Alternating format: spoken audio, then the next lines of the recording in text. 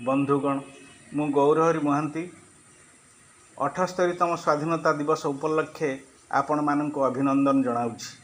आमे भारतवासी आम महार्घ स्वाधीनता दिवस को राष्ट्रीय मर्यादा जातीय मूल्यबोध आम गणपर्व भावे पालन करूँ।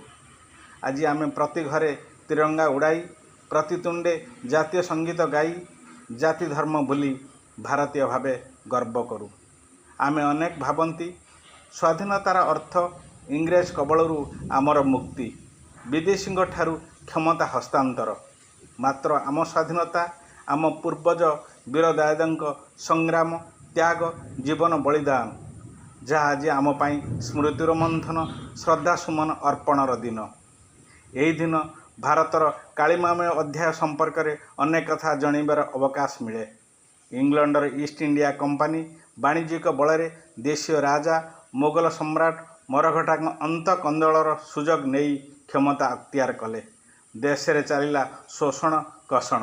बहु प्रचेष्टार भारतीय स्वाधीनता संग्रामी मानक मिलित मंच भारतीय जातीय कांग्रेस असहयोग आंदोलन आईन अमान्य आंदोलन जोगु 1935 मसीह ब्रिटिश इंडिया एक्ट प्रचलन द्वारा भारत में गणतंत्र मूलदुआ पड़ा। भारतीय जातीय कांग्रेसर 1942 कर अबा मर डाकरा भारत छाड़ आंदोलन भारत को स्वाधीनता आनीदेला। इंग्रेजर से कलंकित शासन काल रे सामान्यतः सांत्वना नारी शिक्षा सतीदाह प्रथा विलोप बाल्य विवाह लोप आम सामाजिक संस्कार रूपांतर घटिला। इंग्रेजी शिक्षा बल आज आम वैश्विक भाव सुदृढ़ अवस्था देशीय निजुक्तिर स्तर सुगम स्थिति रे। मात्र आम स्वाधीनता दिवस आम आत्मसमीक्षार दिवस। स्वाधीनता दिवस रे आम आम पराधीनता संपर्क में जानिबार जेतिकी आवश्यक अच्छी सेतिकी बुझिबा आवश्यक अच्छी स्वाधीन भारतर परवर्ती स्वाधीनतार प्रचलित धारा संपर्क में। दार्शनिक कार्ल मार्क्स दास कैपिटल रे वर्णित अच्छी एक स्वाधीन देशर विकास यार संविधान जनप्रतिनिधि प्रशासनिक निष्ठा त्याग चरित्र प्रतिबद्धता उपरे निर्भरशील। आज आमर एकांत ग्रहणीय। आज देश पंचम अर्थनीतिर डिंडिब पिटुछि। देश पंचम बृहत अर्थनीति हेउ कि प्रथम बृहत अर्थनीति मात्र देशर संपत्ति धीरे धीरे केतोटी व्यक्ति हाथ में ठूल। देशर 96 भाग व्यक्ति संपत्ति 4 भाग व्यक्ति हाथ में। यह ही दारिद्रतार एकमात्र कारण। देश प्रगतिर बाधक। प्रतिदिन देशर खनिज संपद शह शह जहाज विदेश चली जाउछि। यह कौन देशर पंचम अर्थनीतिर नमूना? साधारण जनता पाई ए बाहा बाहा मूल्यहीन। आज देशर सरकारी संस्था देवाली हेबार लगी। सरकारी संस्था व्यक्ति मालिकाना को जीवा परे विपुल लाभरे चली। विडंबना यही कि जे बेसरकारी हेउथिबा संस्था को चलाइबाकू विदेशरू केही आसंती नहीं, परंतु व्यक्ति चरित परिवर्तन लाभ क्षति जन्म दिए।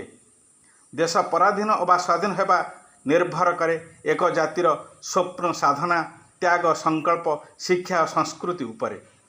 आज धीरे धीरे सोशलिस्टिक डेमोक्राटी रु कैपिटालिस्टिक डेमोक्राटी रे देश परिणत होबार लगी, जहाँ स्वाधीन भारत रे पराधीनतार पदध्वनि। आज आम पाई आह्वान देशर बृहत सामुद्रिक सीमा अपहंच पर्वत श्रेणीर सुरक्षा, जहाँ प्राथमिक कर्तव्य। देश रे खाद्य सुरक्षा को विचार कले विदेशी ऋण मुक्ति पाइबा हेले देश रे अर्थनैतिक जरूरी अवस्था घोषणा करने को बाध्य। मात्र गोष्ठीगत दुर्नीति देशर सबु चित्रपट को बदल दे पारे। स्वाधीनतार 78 वर्ष पर आमे आज निजको निजे आत्मसमीक्षा करने को हेब। आम पाई देश देश पाई आमे आम ठारे नवचेतनार उत्तरण घटू। आमे भारतवासी देश आमर जीवन देश आमर प्रमाण। आजिर स्वाधीनता दिवस रे भारत माता नाम रे शपथ नेबा निजको सच्चरित्र नीतिनिष्ठ भावे गढ़ी तोलिबा आमर श्रृंखला देशर भूषण हेब। आमर समयानुवर्तिता देशर शासनर मानदंड हेब। आमर अविश्रांत कर्म हेब भारतर कीर्ति गाथा विश्व सदा गाउथिबो भारत मातार महानता, भारत मातार महानता। वंदे मातरम। भारत माता की जय।